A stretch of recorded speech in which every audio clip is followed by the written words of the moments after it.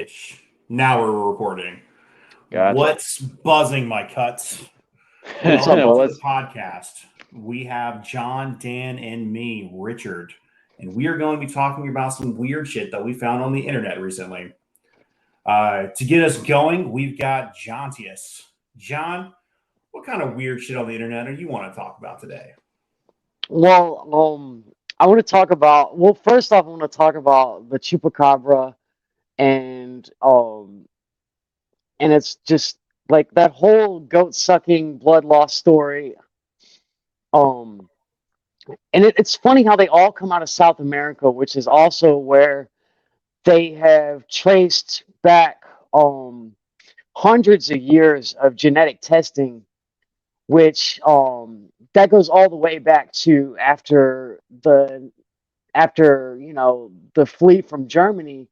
A lot of scientists and things like that were practicing in Germany supposedly fled to South America, and they found evidence of different, like there's an island or a country in South America where they found a whole a whole entire people that are like 80% twins, which is, yeah.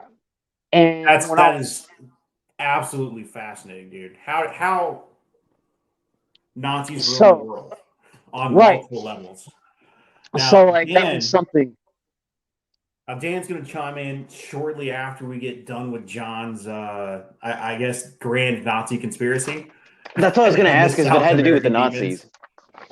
I'm sorry. I said that's what I was wondering, if it was going to have to do with the Nazis, because you were talking about the scientists. Well, It's yeah, always I the mean, Nazis. it is always Nazis. It's always the Nazis. It always comes back to the Nazis. Those dirty, dirty bastards. All right, so John, let's start there, man.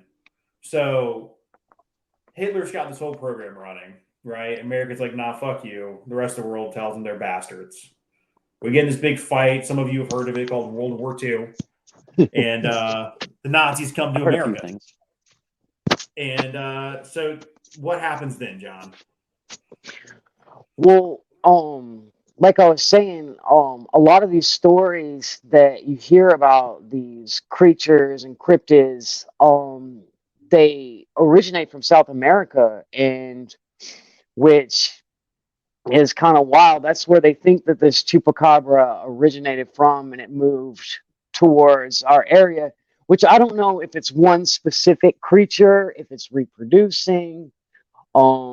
I mean, some people say that it's just like a coyote dog hybrid with mange, and I mean they can't really pinpoint it, but you get two different descriptions of it. You get an almost marsupial dog-like creature in some descriptions, and other times you get more of a reptilian large reptile creature. And the thing about South America is, even all the way back to the Aztecs, they've described these reptilian creatures. Um, there are there's supposedly a cave. Man, I wish I had taken notes. But Comes in handy. right. But there's caves, and some of the statues that you find there allude to these reptilian, almost godlike creatures.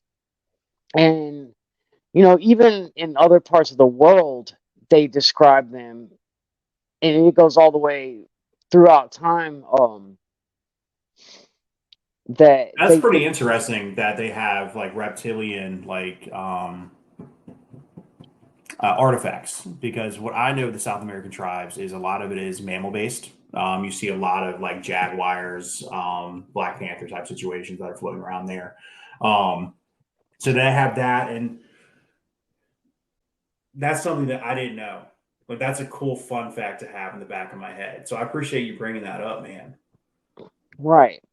And then when we were doing research for all the topics, even yours, it's similar stories. They're finding animals mutilated, drained of blood, almost a vampire type creature and it's just oh, I'm freezing up. I lost my train of thought.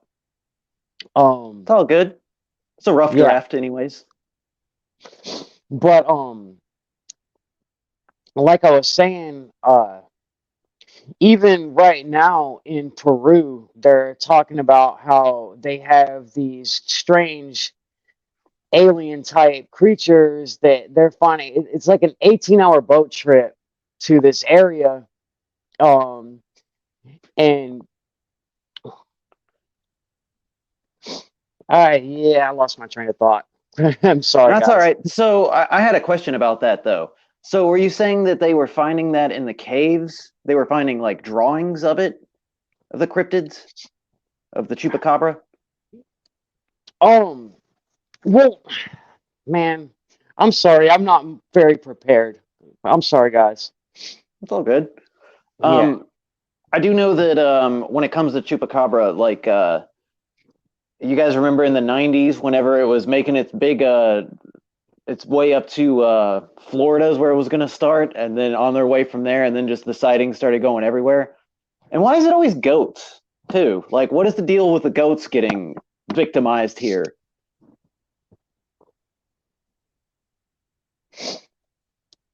I thought you had something about that, Richard. Your theory Are on you the goats. are you muted? Am I I am muted? muted. No, I'm muted. I'm Ah, sorry.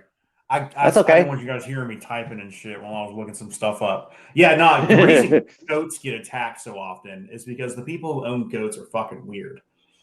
And anytime a goat dies, it looks terrible. Like there's never been a goat who just keeled over like a cow. It's always like fallen weird. So they just naturally assume, hey, someone ate my goat. And that's just how I feel about goat owners. They're you weird creatures and they deserve to be slaughtered. I don't know if we're allowed to you say. would think with the goats though that like the way they scream and everything that you would hear a lot more like screaming with them getting attacked, out there. They're always just making a lot of noise, a lot of ruckus. And you'd think like with the way Yeah. that they can just climb over mountains and stuff like that. Dude, I've seen a goat literally standing on the side of an overpass at like a 90-degree angle. Like you'd think it'd be able to just kind of launch its way out of there. They Plus, can walk up a they do enjoy vertical, ramming. like Like a I know, cliff and like face. some of the stuff we looked at, like there's dead dogs and stuff. Mm. I'd rather fight a goat than a dog. I mean, like a dog can mess you up, but a goat can like ram you. You know what I mean? Yeah. Um, Plus, their ability to climb things makes them, I think, a more formidable opponent. Um, I know that a but yeah, lot of these creatures and cryptids, a lot of them are in the desert. Like I don't know if it has to do with the fact that it all ties back to Native American connections and even South America were some of the first people that were in the Americas. Um, and well, I So think that you have done a fair amount of research into cryptid animals or creature, whatever the proper terminology is, in that specific area. Because I didn't look those up at all, and I found multiple different. I mean, Bigfoot. Bigfoot's not in the desert. Bigfoot's in the woods. You know what I mean? That's probably the most famous of all the ones that we have here anyway.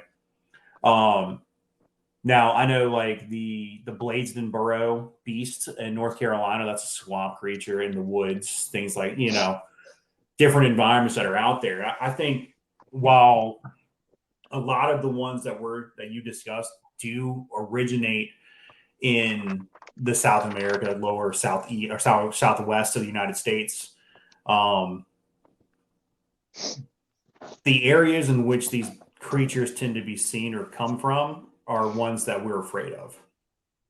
mhm. So going deep into the woods, you hear those noises. Going out into the desert, I don't know if you guys have spent much time in the desert environment, but it's weird how well you can hear out there. So Yeah, distances are a lot shorter than or distance things that are further away sound like they're a lot closer.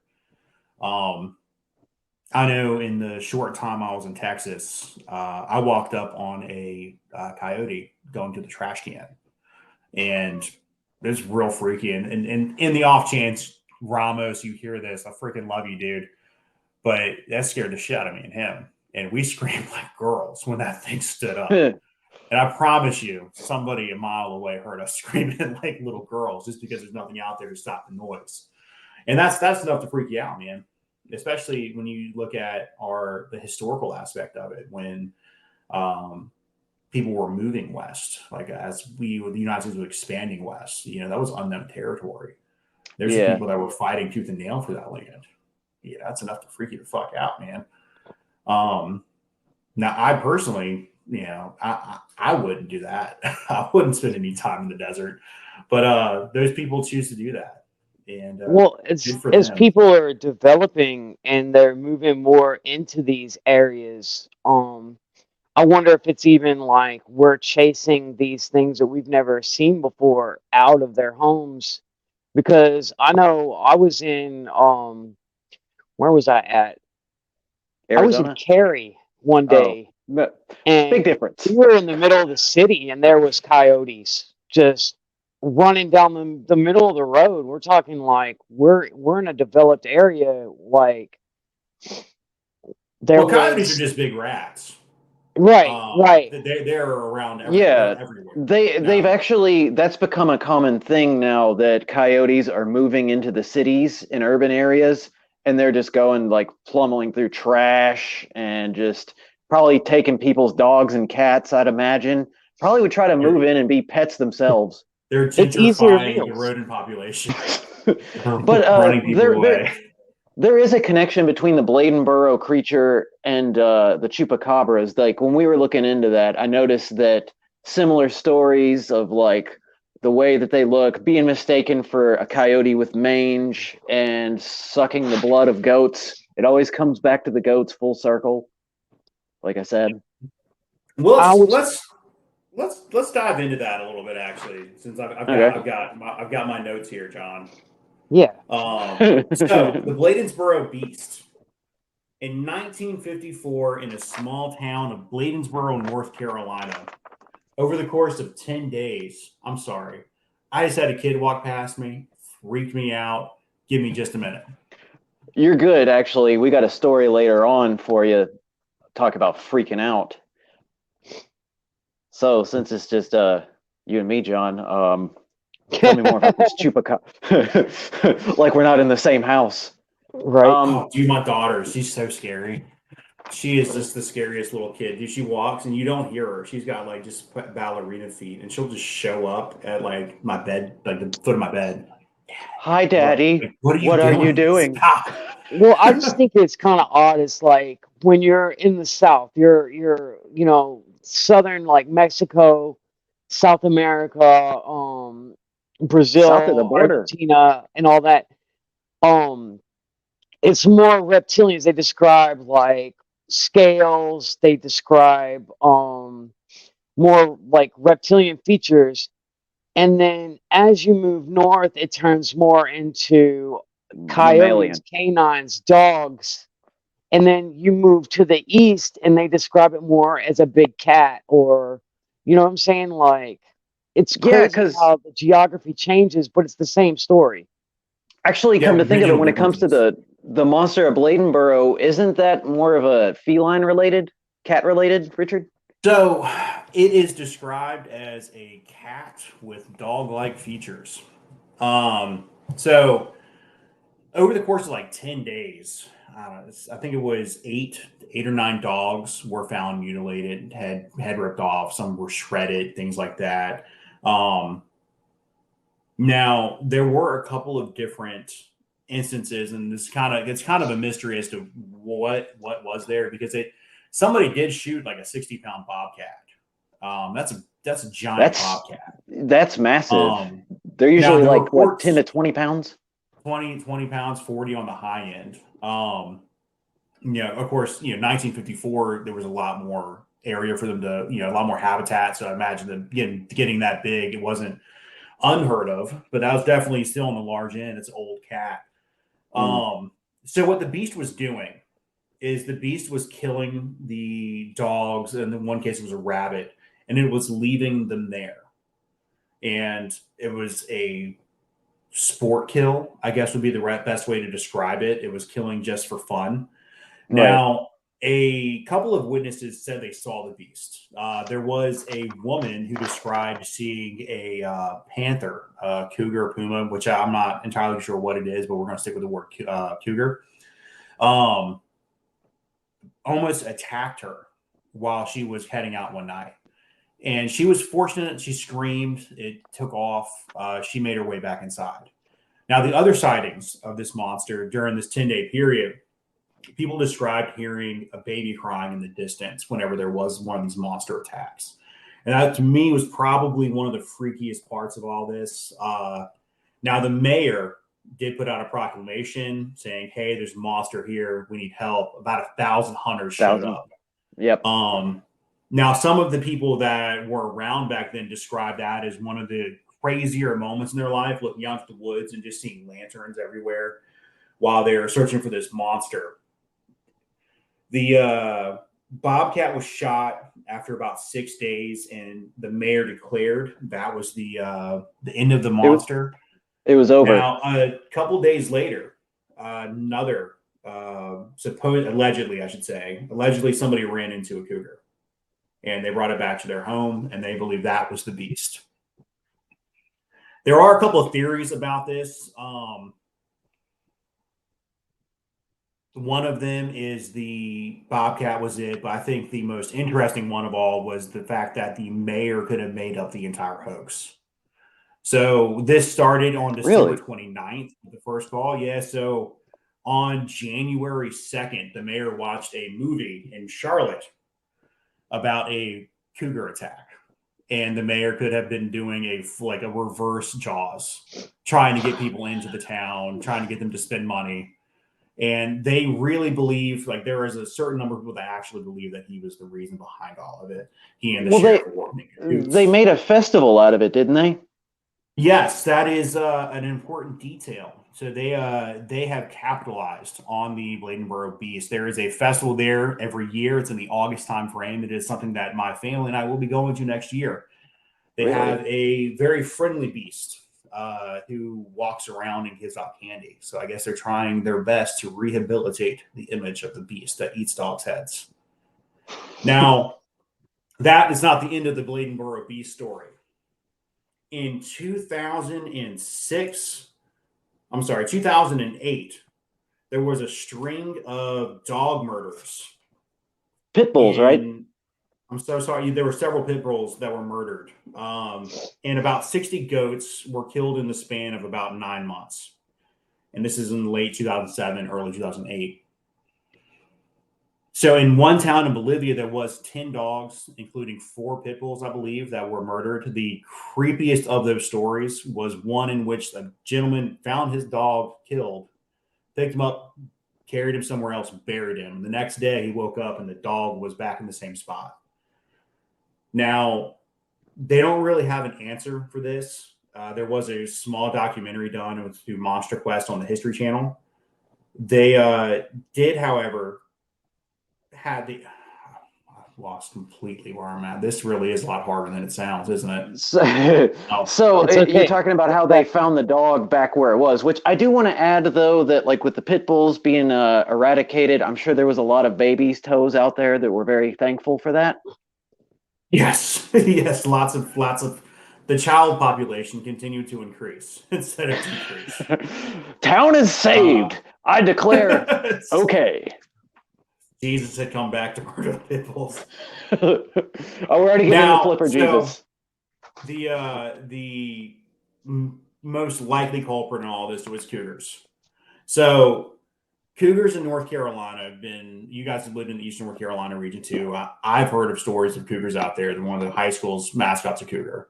It's well known that there are cougars out there amongst the locals. However, the state of North Carolina has said that there is no breeding population of cougars in the state. But there are pictures. There are paw prints. And I'm leaning towards this being a cougar attack where people just kind of lose their imagination or use their imagination to think of something a little bit stranger. Right.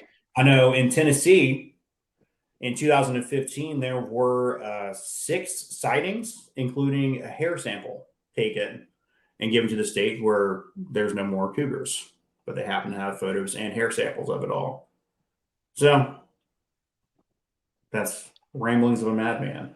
Actually, when it comes to Tennessee, I got a few things with that. When it comes to Tennessee, we lived in an area called Land Between the Lakes, and they released a lot of animals that weren't like local to the area because it was it's an animal refuge pretty much, and there are multiple sightings of people seeing, you know, cougars maybe. A lot of people say black panthers was the common one out there, but anybody knows that could be a genetic thing. It's the opposite of albinoism. I don't know the word, and I don't want to throw any words out there that might offend people, so I'm not going to do that.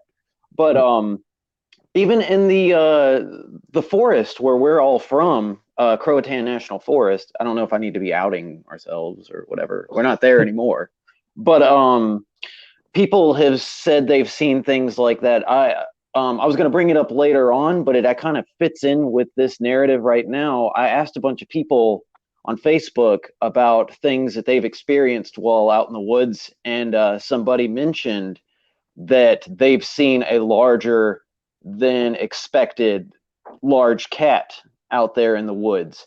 And he described it probably being 300 pounds. That's hard to tell with cats, you know? That's a tiger.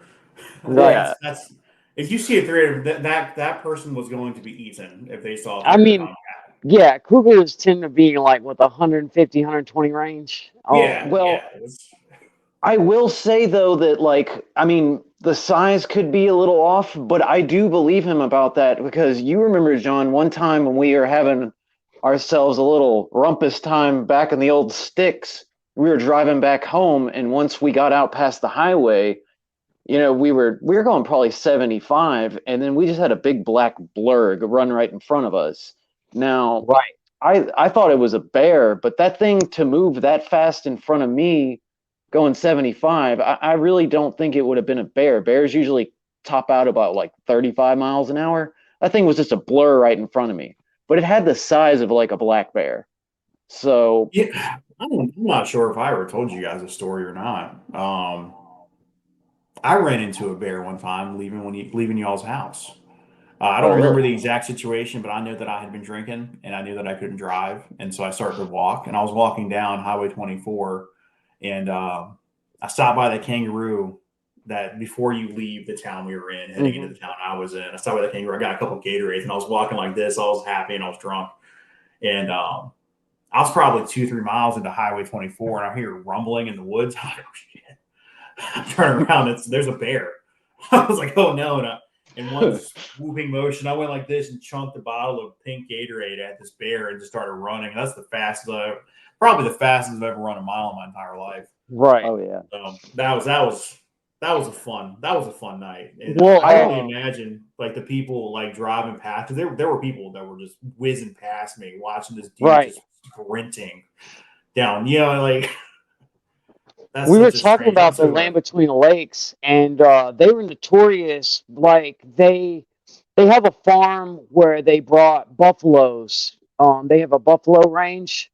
The homestead. They also brought in red wolves, and they introduced the red wolves out there.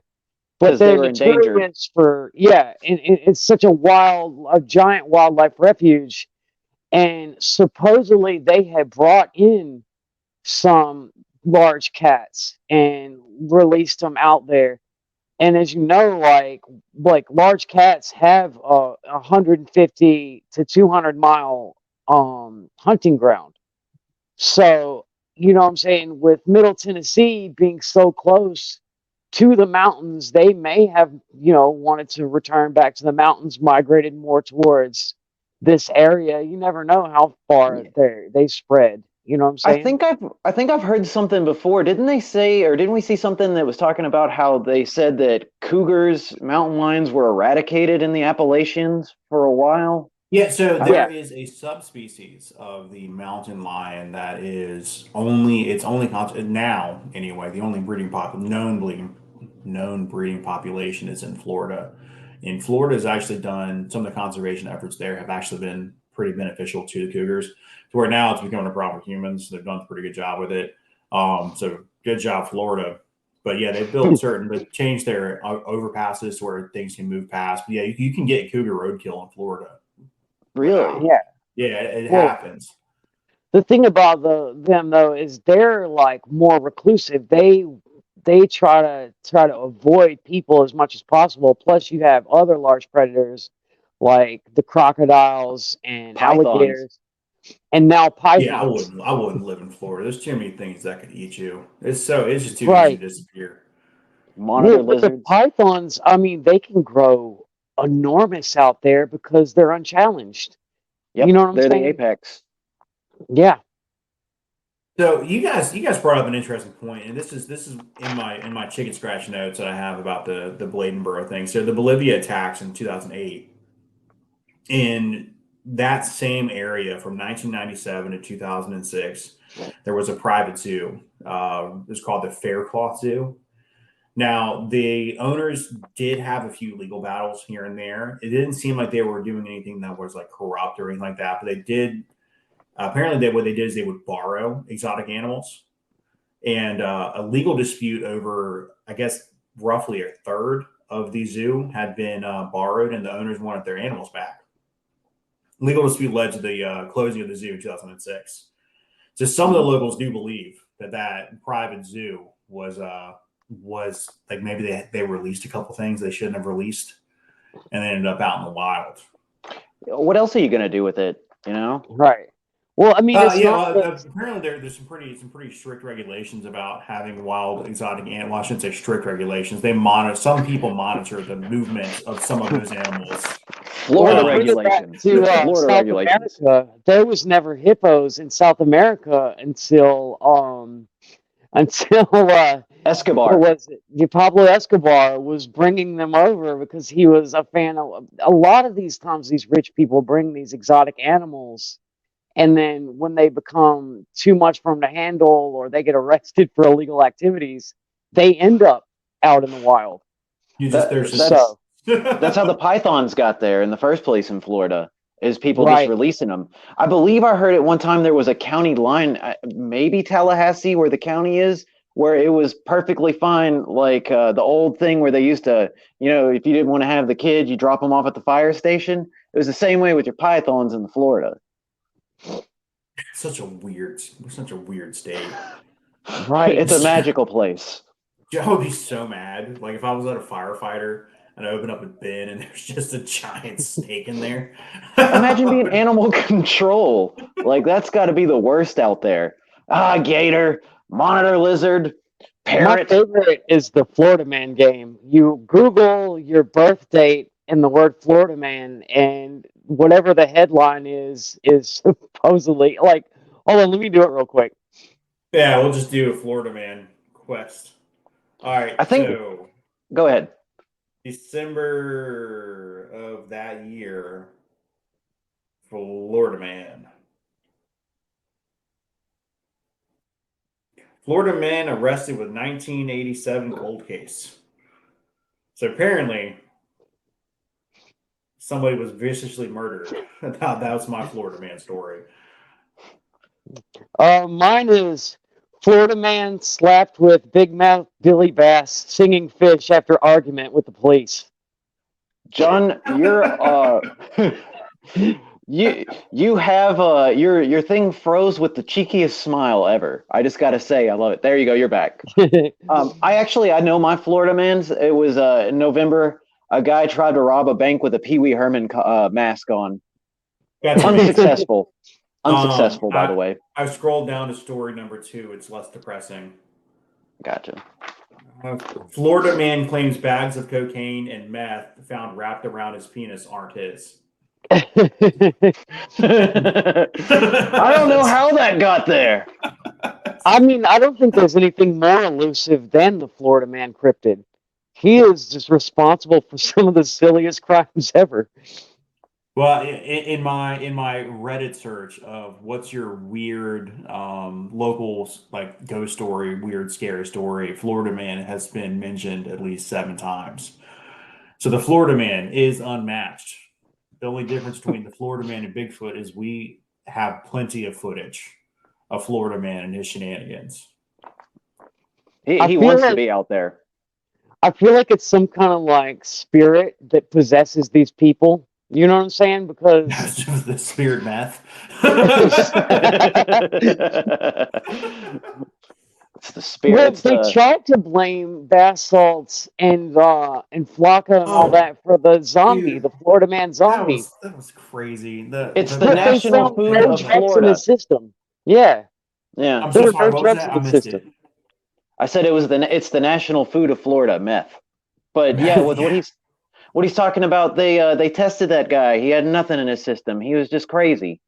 just purebred nuts. Yeah, well, I'm okay with them restricting the bath salt market after that because I'm sure you guys we were there. Those Oh, weird designer drugs yeah, were not good. They were not good yeah. for anyone. No, they. I I remember know. the day that they made that illegal. We all like cheered inside. We're like, "Oh, thank God, this is over. We can They Right. move had past this now." the alternative weeds that were available back then were, I mean, This. the Oh, I got a funny story spices and about that. stuff. Yeah, So that's one time I tried that spice and I was at work and we're outside making a cement pile and I tried it and then the next thing I know I start hearing carnival music that like da, da, da, da, da, da, da, da, and I'm like, oh, that's it, man. I done it to myself this time. There's no coming back. it's And then I look and then on the river, because we're right by the river, there's a barge going by with circus equipment and they were testing the music. And I was just like, oh, thank God, not this time. But still kind of crazy that that happened at this exact moment. it's just the stars lined up just perfectly for it.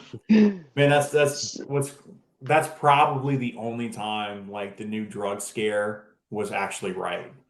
Like usually it's the teenagers and the marijuana, Blink Yeah. 182 and their CD covers, where it's not that big of a deal, but yeah, that bath salt, It was that the stuff first wasn't good for time that anybody.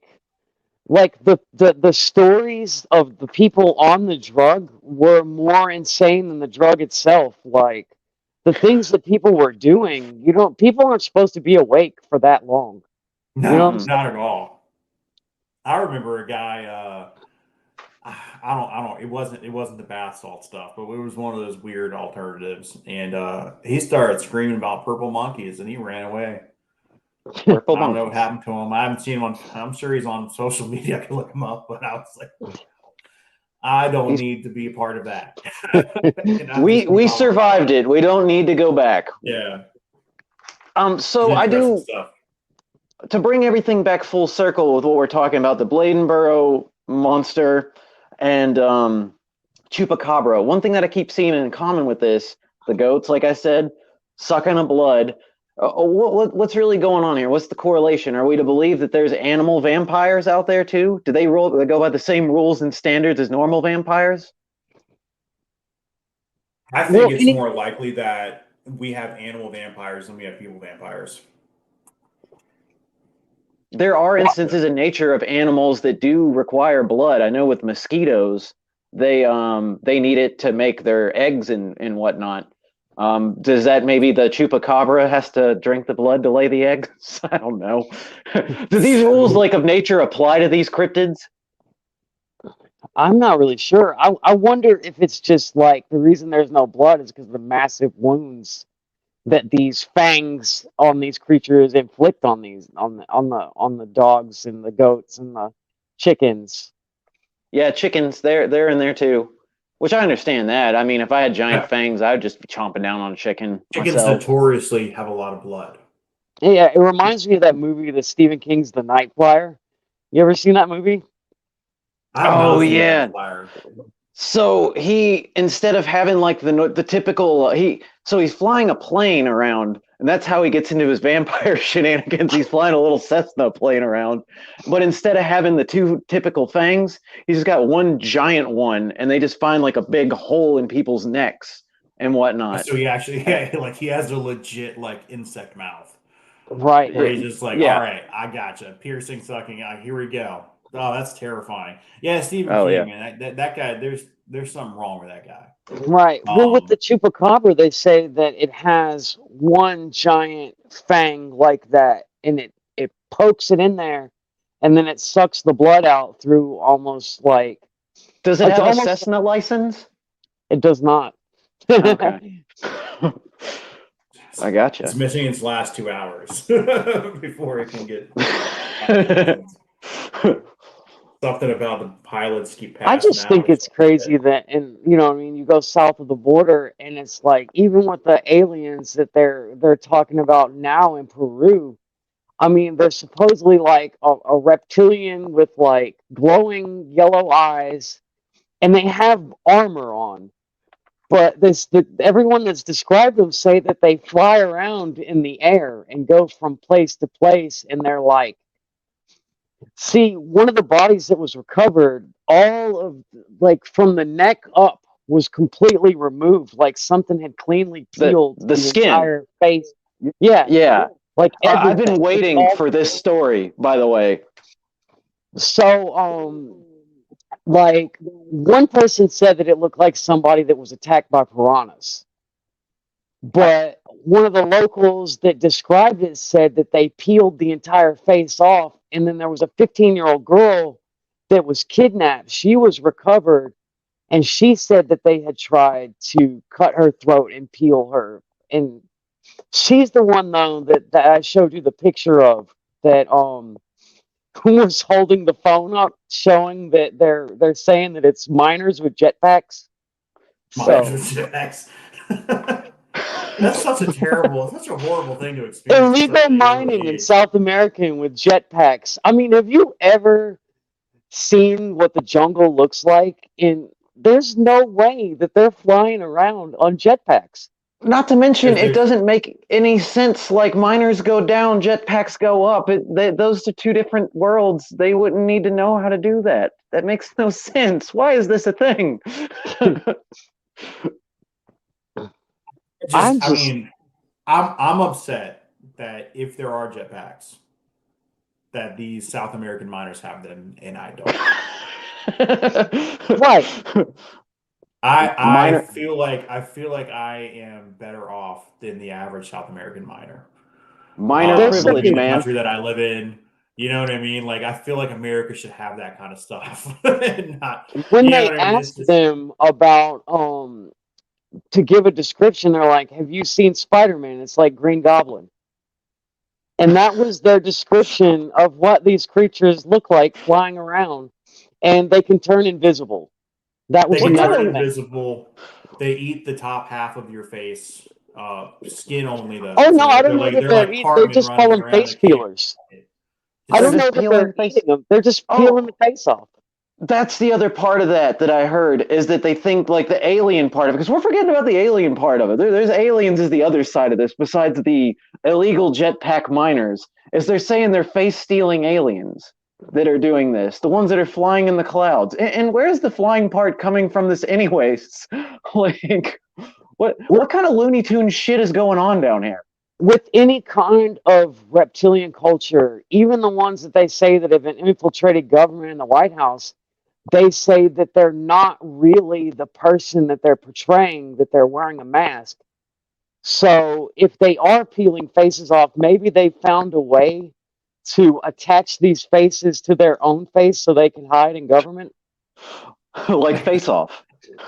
yeah. No, so I'm pretty sure it's more like Men in Black, right? Like that's. I think that's a bug thing, not a reptile thing. Well, I mean, have you ever seen like the videos of Kamala Harris where she looks like she has gills? I have not I have not gone down that specific rabbit hole. The political one that was forced on me recently though was Ron DeSantis's smile, where he does this and he licks his teeth and then makes himself smile. Oh, Yeah, I try to avoid that stuff at all costs, but Well, I yeah. know that this kind of pops up. we encountered a video earlier of somebody wearing one of those rubber masks that, you know what I'm saying, hide your identity. They're the ones that they use to hide your identity from like the face scanners, but there's several different types of masks that you can wear that obscure your features. But I know that there was a woman on an airplane that freaked out recently saying somebody on the plane wasn't real, Oh, and dude, that one was fun. I'm Mhm. wondering if that's what she saw was somebody wearing one of these face obscuring masks. And you know what I'm saying? I mean, if you ever see one, it's like the whole what do they call that? Uncanny Valley. You know what I'm saying? Oh Like, yeah, where you don't like you see something human-like, but it's not like something's a little off there. That the Polar Express movie is covered with that, right, with the Uncanny Valley. right. Oh gosh, yeah, yeah. The dead eyes of those people, it makes Oh people my freak gosh, out. you're right. That is. I'm looking it up There's right now. one of That's the awful. prince and his wife, and it is just jarring to see them. It's really like you'll be taken aback when you see these people wearing these masks. But originally, what it was is when face recognition software first started being introduced I was gonna into say these something about that. surveillance cameras, people started producing these masks, and the guy who originally invented it said that it was okay because he will copy his face and let everybody wear it because then he can prove that he was everywhere all at once. And with that being said, they can't prove when he's actually somewhere. So, but as technology has improved, Schrodinger's mask. yeah, exactly, exactly. As the technology, but no matter what, it's just when you see it.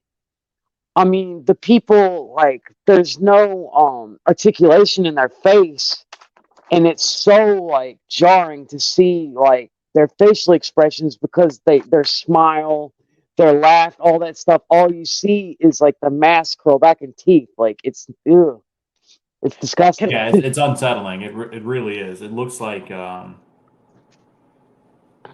it looks like exactly how you described it. I don't think you could have done a better job describing it, other than just it's unnatural Right. I the had way a the way theory it's on setting. that.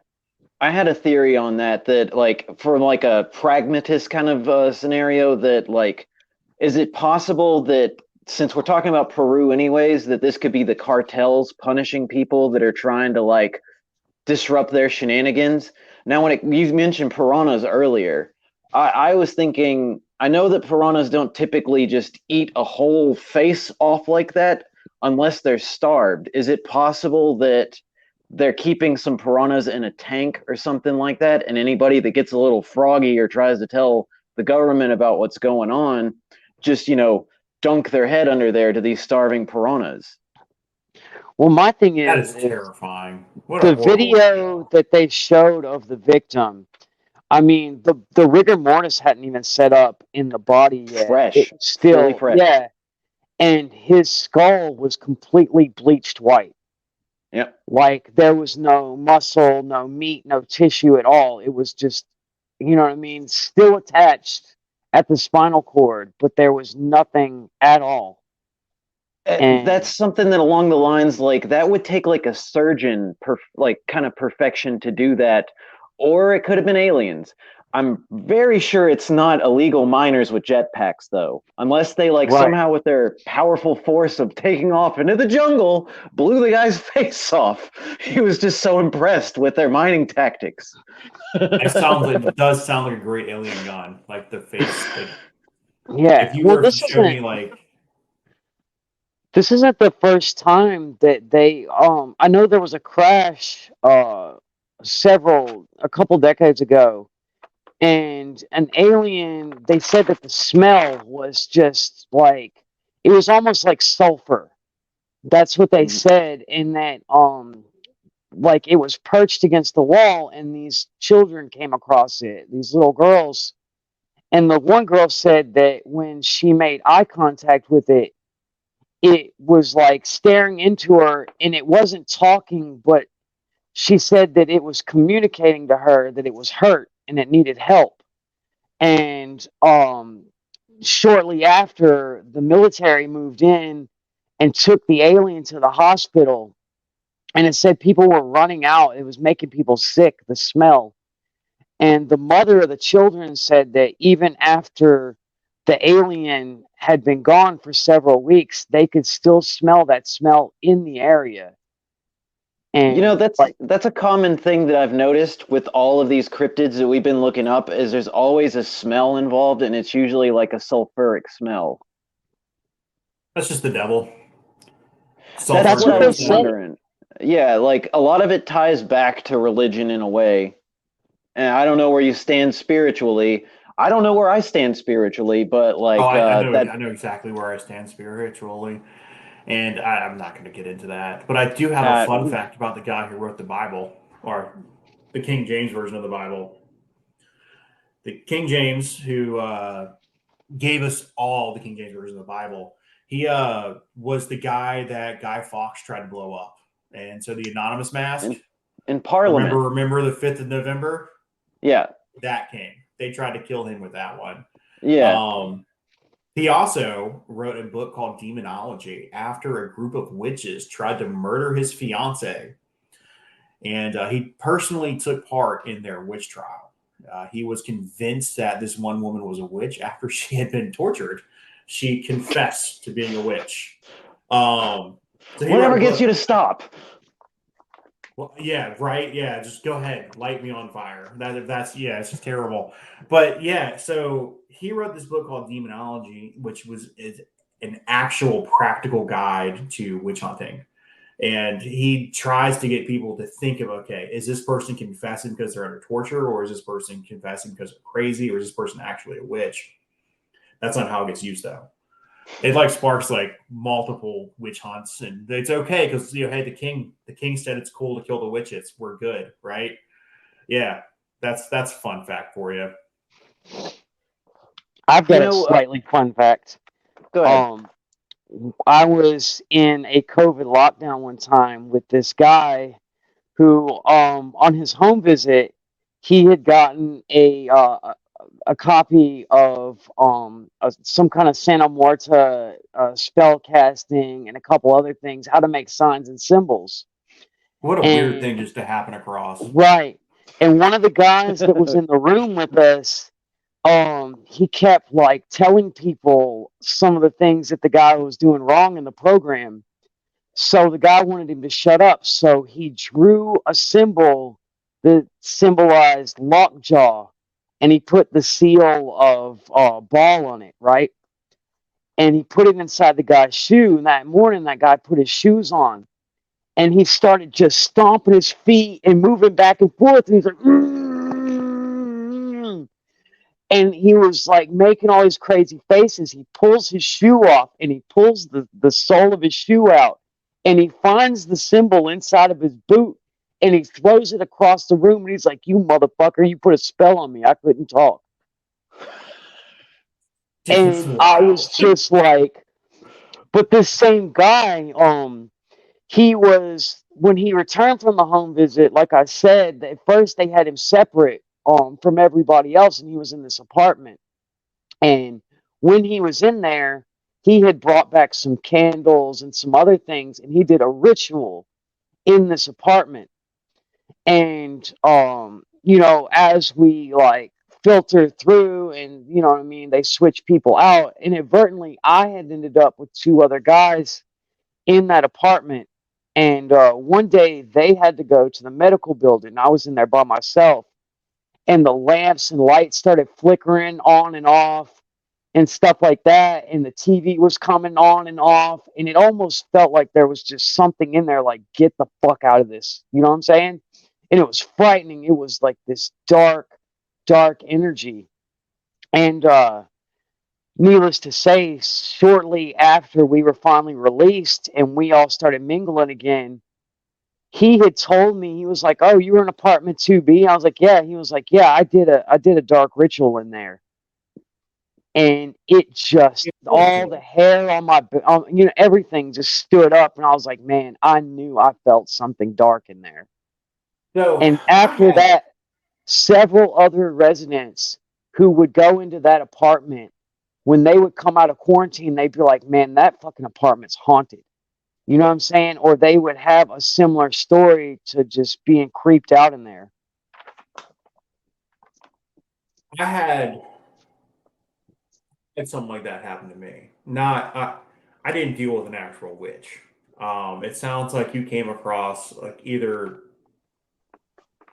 like an evil witch or a jackass who happened to be a witch and decided to just fuck with He things. just didn't know any better. Yeah. Yeah, right. Like, oh, I got magic powers. Let's go haunt some people. No, I had some. We lived in Bogue Sound, me and a couple of my roommates back in the day, and somebody supposedly killed themselves in the house that we were living in, and we had. Granted, at the time I was drinking a lot, but it was one of my days off work, and we had that old Xboxes where you could like link them together. You could share. That's how you shared screens, right? Well, we had one TV that was dedicated specifically for that, and then we had one TV that had DVD player and all that stuff in there. And I was watching a Will Smith movie, Harold Click. I don't remember the name of the movie, but I watched that movie like 100 times. While I was sitting there, the lights cut out and it kind of flickered for a second. Which is not strange, but what really freaked me out is like the lighter didn't work, and then the TV that we don't use turned on, and that spooked me. I didn't go. Right. I didn't spend a lot of time by myself in that house after that. That to me. That's of the supernatural things that we've talked about. That's my story. Actually, before we started recording this, and Kate can vouch for this too, that it happened right before we started. We're watching the show Beef, which I recommend you should check out. That's a good show. You said Beef? And yeah, plug in a TV show. Yeah, don't just watch Beef. That could be a boring time. But the show Beef. Anyways, we're all sitting in the living room, and all of a sudden we just hear a noise. We go look out there look in the kitchen. This bucket's been knocked over, and none of us can explain why the bucket fell over because it was upright and there wasn't been a force strong enough to knock it down because the vent wasn't even close to it. And then, not to mention, none of us remember the bucket being in the kitchen. So the fuck was that about? The ghost maid is telling you to clean your house. Yeah, I guess so. But that was a little supernatural thing that happened right before we started recording, which freaked us out too, because we've been looking into all this witchcraft and all this other stuff. Like, what the hell have we let into this house? Well, I know that I was the one who swept the kitchen earlier, and that bucket was not in there. And not only that, but like for the blackboard to fall off the wall and all that. I mean, just the whole situation. But I know that a few times that I was coming across some of these cryptids and things that we were talking about. Some of those legends go that they don't start targeting you or affecting you until you're aware of their existence. Yeah. And you know what I mean? Like, that's when they notice you. A lot of the Native Americans, they do not want people in their tribes mentioning the names of these said creatures. They feel like it's going to bring that about. The bad luck situation. Yeah, especially like with the skinwalkers, which I'm going to go ahead and get into that one. Yeah, you mentioned that earlier in our conversation. So they're witches from the Navajo tribe. They are known to be shapeshifters that shift between like wolves, cat-like creatures, things like that. They're also known to steal the skin of their victims. They walk on all fours. They primarily attack in the desert, but I've been hearing a lot of stories of people in the desert. I mean, not the desert, and everywhere that are running into this, which, man, doing this research, I've noticed a bunch of stuff, like especially with these TikTok videos, like there's a lot of fakery going on and shenanigans. People are just trying to, TikTok. Yeah. I'm too old to understand it, but they tend to like try to lure people in, like by changing their voices, and we've been curious ourselves, wondering if like we've been stalked by something like that.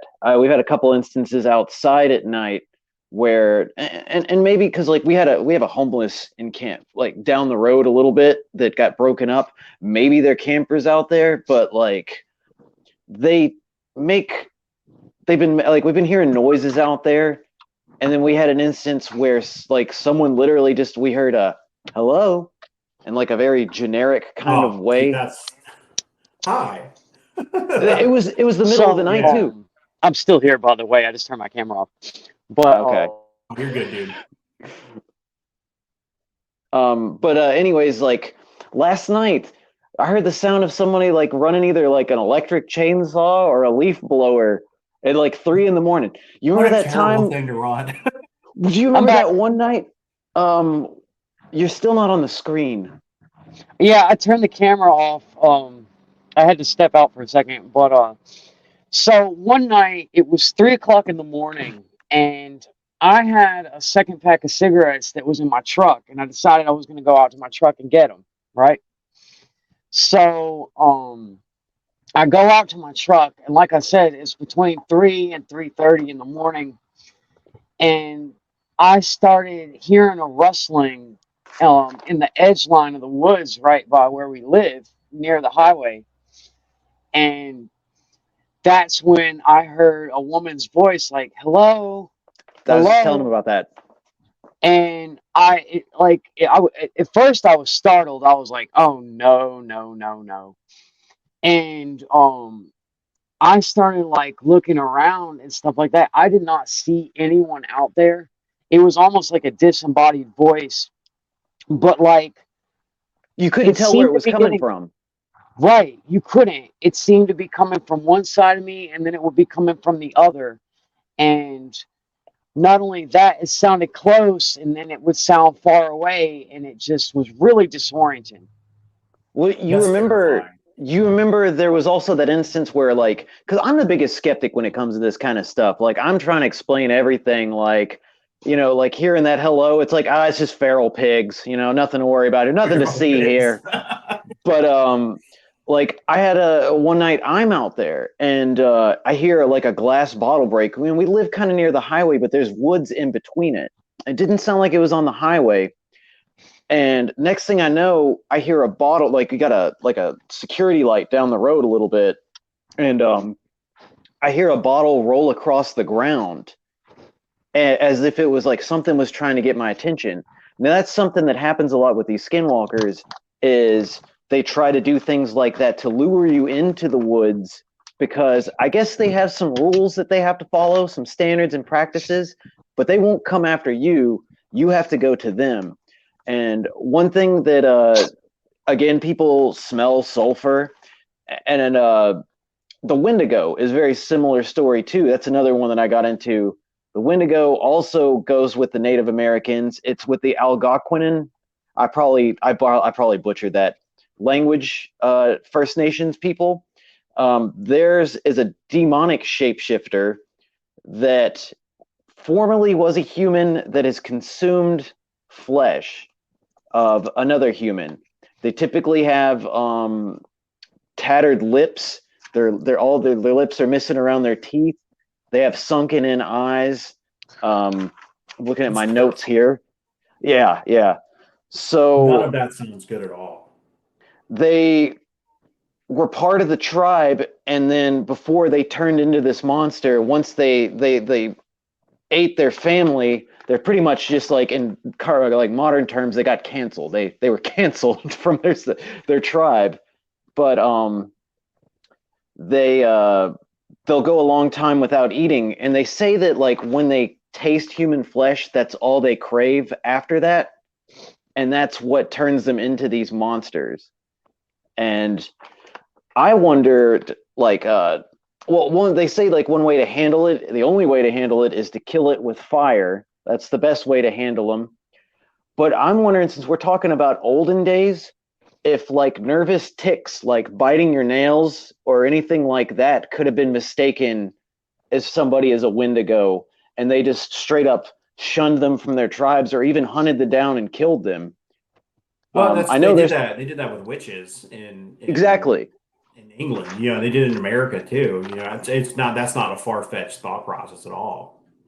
And you know, speaking of like something that's not typically considered like part of like the Native American lore, is you got ghouls, which is a very similar thing. When I was researching that, their difference is they like to rob graves, but they still same thing. They want to eat human flesh, and all of it ties back to witchcraft too, which which I don't understand. Like when they talk about Native American witchcraft, and then you've got Anglo-Saxon witchcraft, are they the same type of witchcraft? Is it the same witchery? I would think they'd be different gods, right? So the premise behind we'll just say the Western world, the European witchcraft is a covenant with the devil.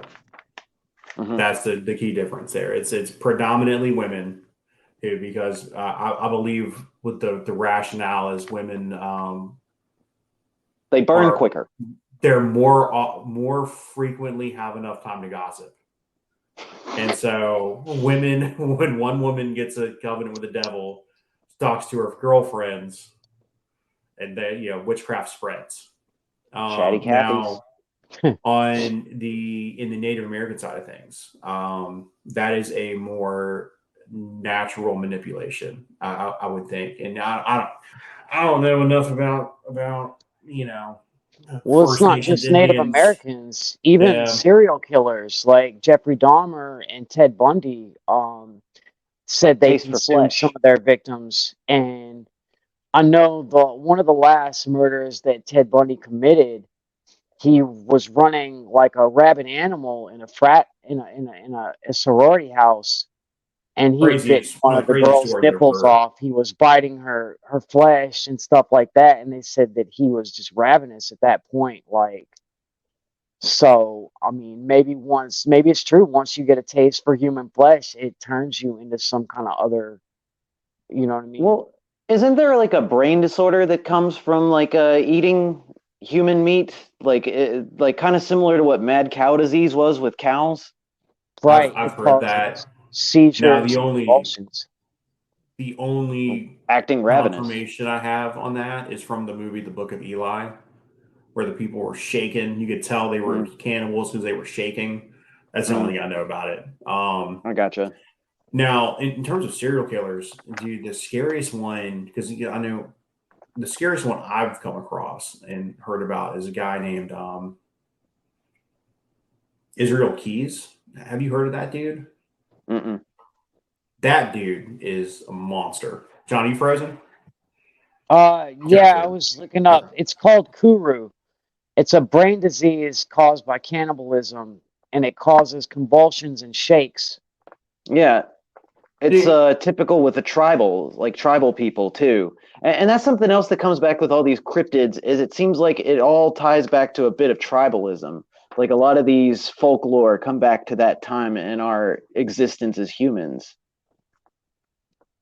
Other than that, the only thing I could think of is, we're talking about like these mountains, especially the Appalachian Mountains. We're talking like dating prehistory, like even before the dinosaurs. That's something else I was looking into was about dimensions. Are we like dealing with something that we can't understand because it's of a different manifest of a different dimension? But anyway, get back to serial killers. That's just a question I had. I believe serial killers exist on a different plane. Yes. Long story short. This dude Israel Keys, he would travel to different states and murder people, and then he'd go back home, like just shits and gigs. Mm, So they caught him. So he kidnapped a woman. He was based out of Alaska. So he kidnapped a woman out of like one of those like drive like single person coffee stands, and he killed her, and then like took a picture of her like with her eyes taped open, and like got a ransom attached to her card, and then he just took it and just left. And they caught him, and when they caught him, he had a laptop, and in the laptop they found like I think 11 victims. something like that. And the only reason they confirmed it, he's like, hey, well, two of my victims were in Vermont. Um, I snuck into their house. I buried a kill kit. I dug it up. I killed them. I took them to a new location, and then I lit it on fire. And so he had like just buckets buried with like guns and like just casually murdering people, man. In the process of like going from like kill to kill, he would rob banks and he would light something on fire. So this dude was walking around with like dead people's hair as a mustache, robbing banks, and then just going home. Like he rob banks to support his serial killing addiction. That's the scariest dude. And one of the things And committing arson too. Yeah, it's just nuts, right? One Got of the the things he trifecta. said was, there's a lot of murders that I committed that you won't know about because they look like accidents. You know, if someone's out fishing by themselves and they just go missing, you don't know what happened. And I stopped fishing by myself when I heard that. So Right. I'm not That's going in the enough to woods freak ever out. again by myself. Never again Right. going in the woods by myself. Yeah, There's a it's this place stuff. in Yellowstone that has no jurisdiction. They call it the kill zone because of that reason. There's You said no no jurisdiction. I'm sorry. yeah, there's nowhere has jurisdiction there because there's no occupants there. So it's a stretch of land that is completely, I mean, and a lot of the missing people and stuff like that that you hear about from the stories of the missing 411 originate from that area because of that reason. There's there's no police to govern it. There's no, you know what I'm saying? Mm. Now, You can't be where is prosecuted. Yellowstone? It's like in between, like part of it is in Idaho, part of it's in Montana, and I think the majority is in Wyoming or something like that. Okay, so it's like in those flyover states area. Yeah, there's Yeah. not a lot of people out there either. No, in fact, there's areas, and it kind of makes it more believable about the cryptids part too. There's areas in Idaho that people have not stepped foot in for thousands of years. You know, I'm sitting here thinking 2023, we've probably covered everything, but like even in the East Coast, like Maine, there's forest out there that nobody's been in, that at least we know. And, you know, that kind of ties into another one of these, like the Tennessee Wild Man. Have you heard about that? No, I haven't heard of Tennessee Wild Man. So, which I don't understand because it mostly happens on the North Carolina side of the Smoky Mountains. Yet they want to call him a Tennessee Wild Man. They just have to put down my home state, you know. That's tourist But reasons. yeah, you got it. But so there's two parts to that. They think that it either could be some kind of like ancient hominid type creature, or they think that it's Civil War deserters that didn't want to fight in the war and they traveled out to the mountains, and just because of like if it's the Civil War side, they think that it's because of inbreeding over time. It's changed them to where like they have their own dialect of like almost like back in the tribal days with the clicks and sounds that they communicate with each other. But they are I lost my train of thought for a second. But like Creole. yeah, basically. But they use that to talk amongst each other because of the inbreeding over time. It's changed the way they look. They've grown more hair, like body hair, like than they used to. Again, with the stink, there's always a big stink involved. And one thing that they've noticed is when they come around, if people are out in the woods and it's a supposed wild man or something like that, all of nature that's around just tends to get quiet. It gets completely silent. And then you get that feeling of something's watching you, or the sense of dread, like he was talking about earlier. Which, real quick, timeout. Have we all had that feeling before? Have you had that feeling before, John, Richard? A sense of dread? No, the feeling of being watched. The feeling of any being of watched. those. I have been watched. It's weird. Mm-hmm. Yeah. I one of my old bosses, he wasn't into like all of the cryptid stuff, but he was telling me that he got that feeling one time while he was hunting, and he looked through his scope and he found a hunter pointing a gun at him. And it's just crazy. Like that guy was yards and yards away and he could sense that. It's just crazy how that works.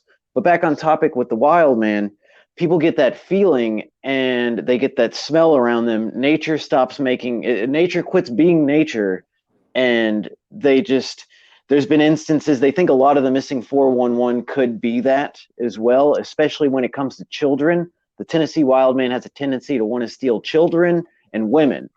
I don't know what kind of shenanigans is going on with the stealing of the women up there, but the kid part. There's one particular case. What was it, Dennis Martin? Dennis Where Martin. he was just literally he was in his dad's eyesight, and then just poof disappeared, and then that was it. And they think that when they sent out the what was it, the Army Rangers to Just search for it. disappeared. Green Berets. Green They sent Green Berets to search in this area. Yeah, just literally disappeared. He was yards away from his dad, and then they found did they find it, like evidence of him? They never actually. There was one man who said that he had found a skeleton in the area where he supposedly went missing, but because he was illegal ginseng hunting, he decided that he wasn't going to report it. But But another man was out there with his family, and he said that he saw a man. At first, when he told the story, he said that he saw a man who was either dressed like he was wearing furs and stuff like that and trying to look like a wild animal, and like he a was wild carrying pimp. something over his shoulder.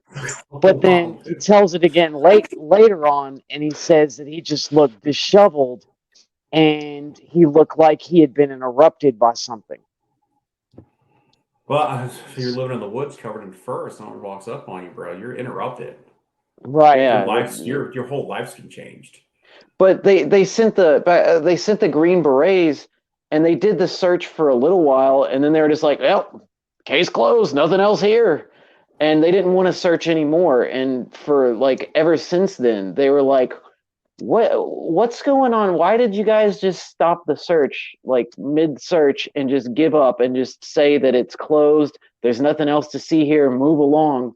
And there's a lot of instances of that happening with these missing 411s, which if we need to define what missing 411 is, are you familiar with it, Richard? I had to look it up while you were talking. I didn't want to interrupt. I gotcha. Yeah. No, it's fine. A show, So apparently.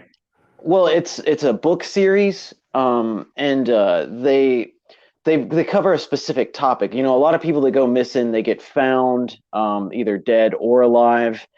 These are like specific instances where they cannot explain it by means of normal science or research or anything like that. Like people ending up in places where like miles away from where they should be in a time that doesn't make sense.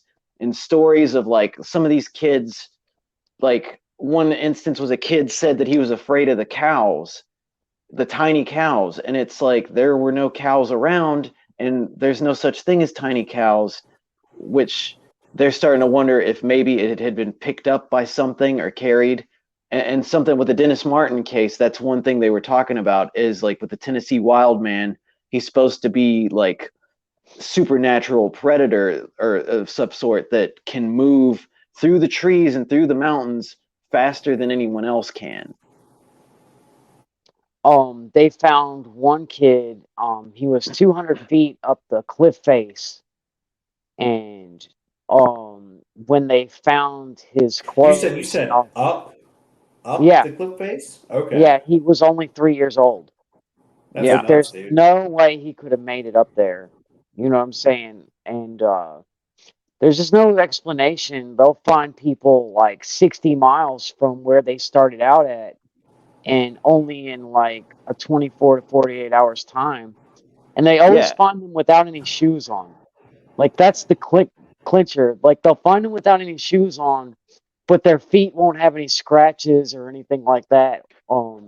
Which Yeah, you that's got another there- thing. It's You- like they typically don't have any signs of like the amount of like being traveling the way that they did. There's no scrapes, there's no scratches ever. Like they're in kind of good condition. Have you guys ever walked that far? Like in 60 in one miles? go? Yeah, some insane distance like that at all. I walked 22 miles one time. You And looked rough as shit afterwards too. It's Yeah, it's It's ridiculous going that far. Yeah, and there's no way that I could have made it anything longer than that. Like I collapsed at the end, and I Especially mean it was barefoot. exhausting. Yeah, That's And in the when you mentioned woods. their shoes being gone, dude. That's legit crazy. and another thing is they've noticed that like they happen in cluster areas, like John was talking about with Yellowstone is one of them. I think there's like 50 different areas It's where always all national these parks. it's national parks, and it's always these specific ones that they happen in. And they also notice that they're usually German. That's another thing that they notice too. Coming back full circle to the Germans again. Germans. It's always the Germans. Okay. Something else I heard, like when I was doing all this research, you guys ever heard of the 3-3-3 rule when it comes to camping?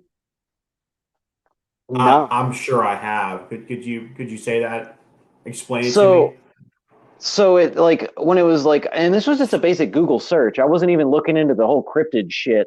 But 3-3-3 rule: don't travel more than 300 miles in a day. I'm assuming that means by car or by cryptid. I don't know. Arrive by 3 p.m. and stay for 3 days. I'd never heard that before. First off, I don't want to spend 3 days in these woods anymore. I'm barely wanting to go there anymore now after doing all this research. There's no way I'm letting Bigfoot piggyback. Like I'm not piggybacking off Bigfoot for that far. Right. It's not happening. Now, so I mean, those rules make sense. The 3 p.m. rule makes the 300 most miles. sense. I get the 300 miles. If you're going to go to a campsite, if you get there at 3, that allows you to screw up and start over again before nightfall. Because nightfall, that's you're not effectively setting a tent up when it's dark outside. You can have flashlights all you want. It's just not. You need daylight. You need the light to do that. Yeah, I don't know about the stay for 3 days thing. That sounds like my back's going to be in pretty bad condition by day 4. Is Right. this Did it say like the anything kind about of Holiday Inns? No, it didn't. And like I'm wondering if it's like one of those rules like flip the light switch 3 times to prevent, somebody's back from breaking or something like that. I don't know. Like, but I found it on Google. I'd never heard that before. So the Yeah, last one I did research on was, and this is going to be a fun one. It's one of our favorite topics, me and John, shadow people. oh wow. So Shadow people. yeah. Are you familiar with them shadow people, Richard? No, You like shadow people? I got some behind me right now. Tell me about So the shadow people. I've got a story I can tell you guys offline about shadow people, that my brother shared to me. Actually, I don't think I can share that. It's a weird thing. that's all right. I'm sorry. We'll work through that. We Go can ahead, wait Dan. till the statute of limitations runs out on it. It's Yeah. okay. But so shadow people, which they're considered to be interdimensional, and that where like they can be getting you in different ways, different times, different settings.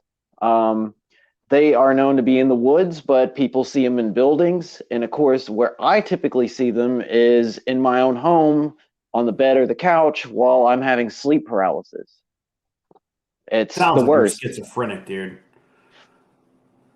Nah, I don't get a lot of weird things happen to me Yeah. actually this whole entire podcast has been about weird things happening around me. What am I talking about? Yeah, well, But, no, it's just the shadow people. It's a schizophrenic thing, man.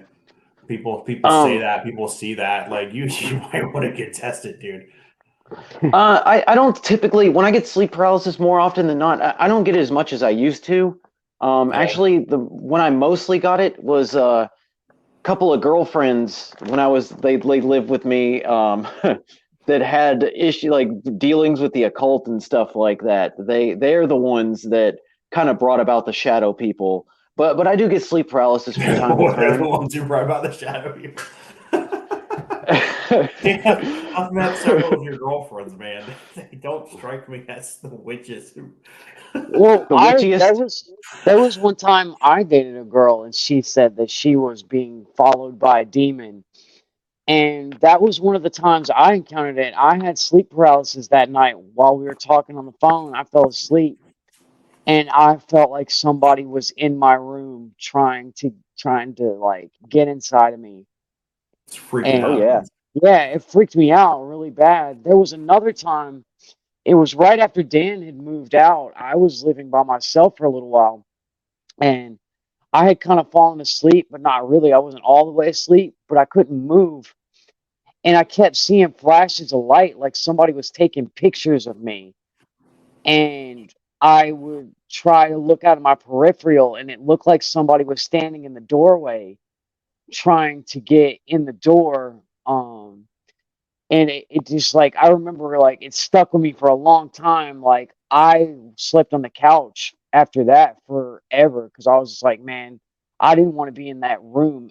Just going in that room, even if like I was changing clothes, I would just get freaked out and I would remember that. It was terrifying to me. So Yeah, I've only and had sleep paralysis one time, and it was the scariest things that ever happened to me. Because I remember like okay, move your toe. Like, I couldn't move, and I mm-mm. just worried. It's the weird Quentin Tarantino moment. Okay, just wiggle your toe, wiggle your toe. That's I'm sure that's how I worked my way out of it. Yeah, But go I've ahead, had Tim. I to. didn't mean to cut you off, man. No, you're good. That's why I asked too. But like, I've had instances where I know when I'm having it too, and like I'll try to move my body to the left and to the right, and try to move myself out of it. And I've had times where like I'll try to like scream to somebody that's nearby me to like wake me up, but it just comes out as like a kind of sound. Which I'm sure is hilarious for anybody that happens to hear that that's nearby me. But Yeah, that's pretty a lot of wild, man. people they feel pressure on their chest. Like I know that one of the sleep demons that they talk about, the shadow demons, is like a woman that sits on your chest. A lot of people, like John said, you'll see the shadows in the doorway. People pay I good had an money for that, instance man. I had an instance one time like it felt like something grabbed me by the foot and pulled me off the bed and was spinning me around in circles. But they say it's hallucinations. It's from where your body falls asleep before your mind does, and it releases the good old dream juice down through your spine, and you just start like just full on hallucinating. But I bring that up because I was starting to Google shadow people and camping, and there was just like countless story after story about people having this while they're camping. And of course, like Google answers it with saying, "Oh, well, you're just uncomfortable and you're sleeping on the ground on twigs and bushes and shit." So that's what it is. But a lot of people, especially when they see these kind of shadow creatures and whatnot, they think there's more validity to that than just sleeping on shit. So there's a lot of stories out there about that. The combination of um, missing 411 and shadow people is an interesting topic to come across.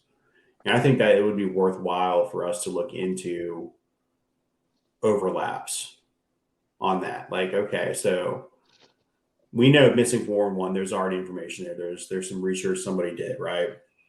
And then you put Mm-hmm. in the shadow people aspect to it all. Like that to me sounds like that would be a good topic to dig more Yeah. into. So maybe All of next these time we get things, together and do yeah, this, all of these you know what I things mean? seem to tie together with this interdimensional, the beings and stuff like that. And Which is um, something they've talked about, that they think that there are portals and dimensions in the Appalachian Mountains. Because again, the Appalachians predates history, like going beyond dinosaurs.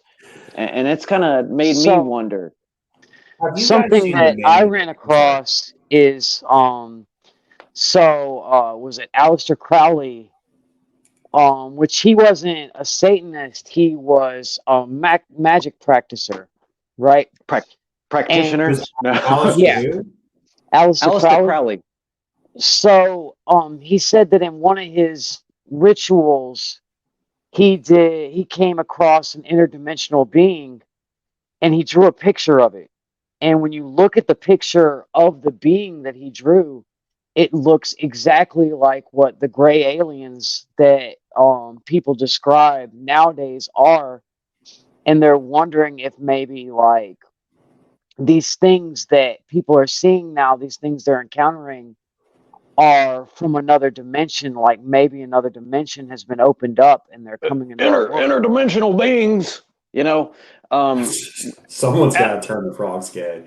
yeah, you gotta. That's so the gray creature thing. So I wonder like how much of that is okay. So this information got out, and now people think they see that. It's kind of like Confirmation bias. what's when what's her name? Hillary Clinton said the word deplorable, and now deplorable is a word that people use regularly. I had never heard that word used prior to her saying it, and then I heard it. I couldn't stop hearing it. Yeah, Right. that happens to me a lot. So I wonder if that's like, okay, it's great people, the word's out, it's out there. Now, one thing that kind of came across my mind, I'm sure this is not my original thought. I'm sure I've come across it somewhere, is the idea of time overlapping. And so when you're seeing that guy on the wall, you know what I mean? Is that a cosmic event? That's some Einstein shit, whatever. Where okay, now what happened 3 years ago is coming through here, or something 4 years in the future is coming through here at that moment, and you're just kind of stuck there. You're dealing with it because of whatever you're sensitive with it. You know what I mean? Yeah. That's a cool thought process right there. Well, a new way of looking at time is, instead of looking at it like, say you go back in time and you change something, well, it changes something in the future now. Maybe you look at it more like time is all these different incursions together. So if you say you go back in time and mess with something, it affects the past and the future and the present all at the same time. Well, And that's kind of like what they talk about with the Mandela effect a little bit, isn't it? right. Well, once time travel's invented, time won't exist anymore because you'll have all the time in the world Yeah. and anything could be possible. Well, So they that's where, also they talk about with the fourth dimension, isn't see, I'm holding up four fingers. The right. fourth dimension is involving time, as far as I've been led to believe. So wouldn't that also tie back into interdimensional beings? Right. All things happening at once, simultaneously, and all possibilities. So it makes you Have wonder if you guys seen maybe, the movie or show The Man in High Castle? no. No. That's an Amazon Prime show. It deals with topics like this. I'm not going to spoil it for you unless you Okay. guys don't, or like you're sure you're not going to watch it. Well, I'll we tell you have all about it Amazon right Prime, now. so we could definitely check it out. Yeah, you probably need to get about a couple seasons in. Give it a shot. It's something that'll. I think you'll enjoy it. Right. But go ahead. Tag, you're it, John. Accurate. I'm sorry. I didn't mean to jump in there. No, you're I didn't good. want No. something to change without saying that, because that I think would sum up our little podcast trial here perfectly if y'all watch a couple episodes of that. So, I got you. I got you. So, I do have one thing dealing with time and stuff that happens when I go back home. There's a trail, I think I've told you about a little bit, the Time Warp Trail. I did a little mockumentary on my Facebook about it, where like there's a little trail I walk on, and if you go straight, like if you were to go straight on the trail, or if you were to turn to the left, you end up in the same spot. And I cannot figure it out. And we might end up having to go on location and try to figure this So shit out. I can 'Cause it is, explain it perfectly. So you're heading east, and then you turn south, and you end up north. yeah, I swear to God. I it's didn't around want to the get the elbow is what it directions. is. I didn't But want to get the that's the best directions way. involved. Yeah, but that's the Well, best yeah. way to explain it. I think what would be something we could do. There's an app somewhere that's got a compass on it, right? Like we get Mm, an actual compass, right? But we can hit one that we can like record that makes, you know what I mean, like the actual like if we could log the direction that we're going in that app.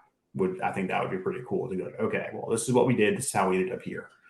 That would be a pretty yeah. cool experiment to do.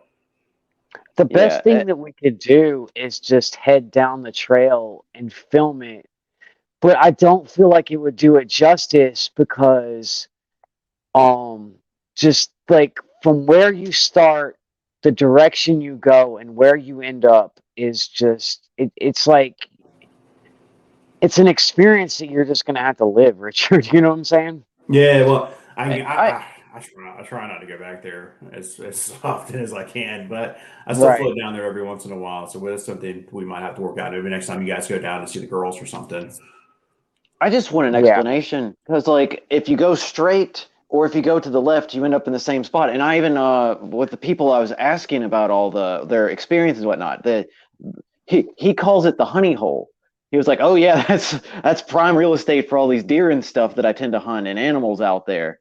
But it just it confuses me. Is Like, it on and, open? Is it on public land? Yeah. So it's Stonehenge. sure, Maybe we don't go during hunting season. You know? Right. yeah, not during wabbit season. I gotcha. Yeah. Um, which I did ask, like I was talking about it earlier. I did ask a lot of people about their experiences and how they felt about all this, and I got a mixed bag of responses. A lot of people that I thought would have had more experiences were just like, "Nah, man, the shit didn't happen." And then people that I didn't expect, they were like, "Can I be on the show? I want to talk about it firsthand." And yeah, it's just overall people they want to say that it's just nature or there's some kind of logical explanation, but there's some stuff that I've been hearing out there of crazy shenanigans going on in the woods, and we're getting closer to wrapping up. What do you guys feel about it? I I go ahead, John. I believe in a supernatural element to these certain things because there's just it defies explanation at times. And whether you experience it yourself, but you always get that feeling like you want to tell yourself you're crazy, like there's no way what happened could have happened. But as far as it comes to like ghosts and spirits, how come you never see them like on the beach or having the best day of their life or reliving that moment? Why is it always something traumatic as far as the residual part of the haunting? Because that's I what don't scares know. people. It makes for a better story. When you tell people about the good life, you know what I mean? It doesn't freak you out. So Right. when you tell somebody a scary story, it releases us, you stress out a little bit, your brain pops some dopamine in the back of your head. You know what I mean? You feel Good old good after you hear the serotonin. scary story. You know what I mean? Um, Yeah. but I think that is more tied to the fear of existential dread that we have about the afterlife. So, Right. Mm, it's all these stories they really boil down to like the skinwalker who didn't feed his family the right way, right? The witches who were covenanting with the devil. A lot of these stories that have that element of you should live a better life. yeah. And maybe You should that's what try it to is. avoid this stuff. Yeah. You know what I mean? Maybe it's We're That's just all just moral nature's way of teaching moral lessons. yeah, that's what right. they say. A Hey, you lot see of these those sinners stories right were here? supposed. this this is why I smited them in their boat. So To... you can watch them for forever. Dan and you were talking about earlier, it was like these people with the near death experiences, they say they see a white light in a tunnel. What if that's the birth canal and you're being born into another life? That's nuts, dude. Um, Right? dude, there was a Jason Segel movie. I don't know the name of it, but so they what was it? His dad discovered heaven. Like there is who I should say heaven. His dad discovered the afterlife. They somehow like scientifically like recorded your soul leaving your body, and Mm. people just start offing themselves, just relentlessly killing themselves to figure out whatever happened next, right?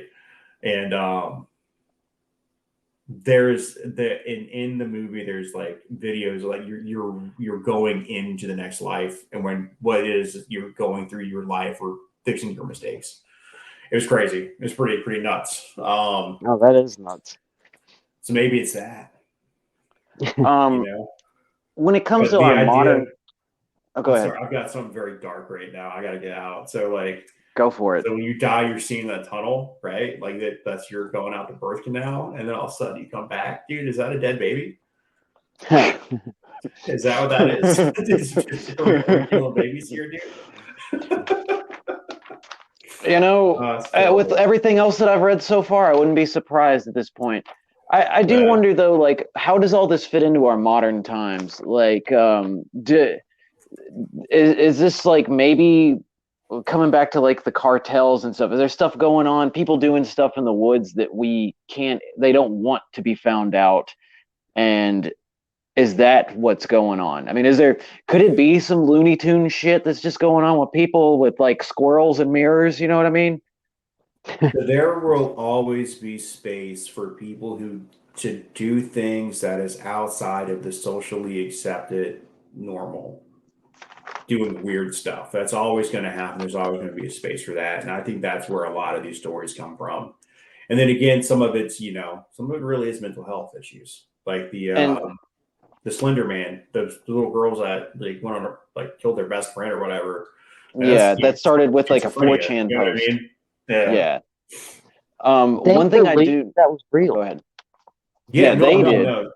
One of the scariest things I actually with the documentary, one of the scariest things I've ever heard was in that documentary. And so the dad's got schizophrenia, and he's manageable schizophrenia. And I know a couple people have had schizophrenia. One of my family members has it. But he was talking about, he's like, we had no idea that this was going on with her. We had no clue. And he's like, I know it's my fault. I passed that on to her. And he's like, it's hard to explain. People won't understand it, but you're sitting there and you're driving and the devil's in the back seat. You know, the devil's not in the back seat. The devil's in the back seat. Like that's as a dad, horrifying. Right. To hear that. Yeah. You know what I mean? But yes, you have that aspect of it. So I mean, some of these people, like going back to the witch trials, Dan's gone. He's back. Like they're, scary things in the woods. Times are tough. Anytime that you have like famine, the little ice age, political turmoil, these things, weird stuff starts popping up. Yeah. So one thing that I do know when it comes to all these towns that have it linked, like within West Virginia with the Mothman, the Bladenboro, they're definitely not in a hurry to solve it either, because if anything, it's a cash cow for their tourism industry. And some of these towns may not even exist if it wasn't for these cryptids and, poor goats that got the life sucked out of them. And is that a possibility too? Like what they did with the crop circles, would you have people just sacrificing goats? It's not the first time goats have been sacrificed in history, if you know what I mean. That's why I wonder if the animals are targeting the goats. Maybe it's their sacrifice. Oh, kind of like how orcas are attacking people nowadays. Like the animal kingdom is attacking the goats. Or just wait for the giraffes to start teaming up. What are the nuts, dude? Oh, he froze. Man, so there's a place called the Devil's Trampling Ground in North Carolina. Did you come across that by any chance? That's something that I didn't do a lot of research into. That's something I found out earlier. Yeah, we moved on, Dan. So sorry. I gotcha. No, you're good. I'm out of cryptids. I'm sorry. But yeah, so I think that we have the ability to do this, and I think that we can do this in a more controlled manner now that we've kind of gone through this. What areas do you think we can improve on, John? Next time I'm gonna be more prepared. I'm gonna have my facts written down in front of me so I can pull specifics instead of just trying to go off the cuff. Dan, is there anything that you can think of that we can improve on? I think we did a pretty good run here. I liked it. I loved it. I had Yeah. a good time with this show.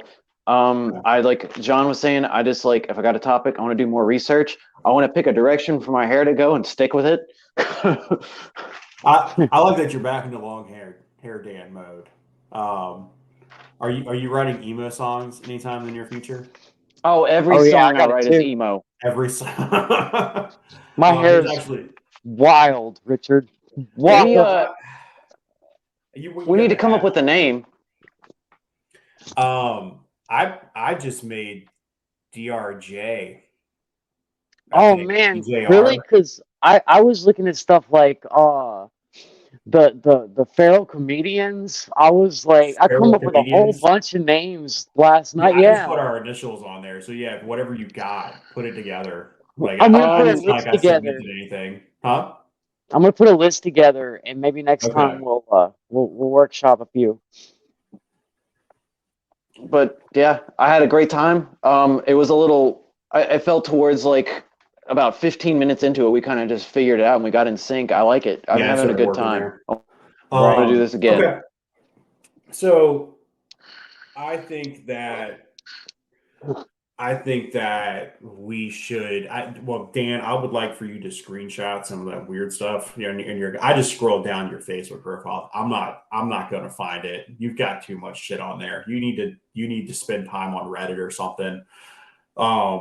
Find whatever your post is and screenshot them or tag me in it, whatever the fuck you want to do. Shoot this over to me. What I would like to do is I would like to maybe do one more of these, and then we can explore the idea of having somebody else come on and tell their story. Okay. That way we can have a better understanding of how, and maybe just tweaking the platform a bit would be better. Right. So you know what I mean? It's like we can do one more. I like what we have. I like this Mm-hmm. the StreamYard thing. If we can get a logo, we can put a logo on it. I can enhance your voices on the back end. So like let's say John's microphone, just for whatever reason, wasn't picking up the same volume as yours and mine, you know what I mean, or whatever. We can individually enhance his voices with this stuff. So I think that's a pretty cool feature. It's dirt cheap. Right now it's free. But I'm cool with one episode, and then we'll do more of an introduction on the next one. And then probably, what do you say, the hour 20, hour 30 minute mark? So I'm pretty sure we could do a set for an hour and a half, right? 2 hours Yeah. if need be. Now, I would like to revisit. This is personally, and feel free to chime in. I would like to personally revisit the missing 4-1, Yep. the shadow people, and because we were a little bit sporadic. I mean, I don't know how many times you brought up the Peruvian thing, but like it's too Right. good. It's too good of a story. It's just all over the place, right? So I think that if we have that as a base towards the beginning, where we go like, well, this is the most ridiculous thing that we have right now. Right. Okay, now here from there we move into well, this is little Danny Dingle. Danny Dingle's on the side of a mountain. Little Danny You know Dingle. what I mean? Little Danny Dingle wanted his chocolate milk. I really feel like what we did, but he was afraid of the cows. We made a whole episode Yeah. outlining all the different things that we need to look into and learn more about, and then maybe focus on one single topic, all of us together. Yeah, You know? I mean, we could do the wood mystery, and then we could do the blood sucking mystery, right? And then we can kind of, I think that format of, okay, well, here's the ridiculous stuff. Okay, well, here's some dead kids. Right. Oh, and by the way, here's Jamie. Jamie was in Croatan Forest. Skinwalkers deserves a whole episode. Yeah, You know what I'm that's a saying? pretty There's wild topic. so much Pretty there. gnarly. And how it The ties into the Wendigo. Yeah, like that was pretty. That just what you described made me want to cry a little bit. I mean, it's missing its jaw and its teeth, or it's missing its lips, dude. Ugh. How does it And it's eating eat its really friends. well? How does it chew? Well, nothing's moist. Nothing's Right. moist. So maybe it's like the hot dog eating guys, where they tip the buns in the water. It's cursed. and Yeah. So, okay. All right. Well, I'm gonna end this recording real quick. All right.